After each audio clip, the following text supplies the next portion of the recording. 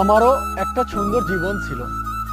সকাল 7টায় ঘুম থেকে উঠে প্রাইভেট কোচিং স্কুল শেষ করে বিকেলে এসে ক্রিকেট খেলা আমার পেশা ছিল।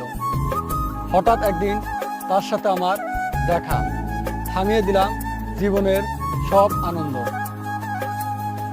তাকে পাবো বলে। তাকে চাইতে চাইতে আমি বড় হয়ে গেলাম, তাকে চাইতে চাইতে আবার আমি তাকে হারিয়ে ফেললাম। কোনো এক চাকরিজীবীর কাছে সঁপে দিলাম, আর নিজের করে পাওয়া হলো না। সময় হলে আমি তার ছবিটা আপনাদেরকে দেখিয়ে দেব। দেখিয়ে হয়তোবা এটাই বলবেন, এই মায়াবী চেহারা কখনো কাউকে ঠকাতে পারে না।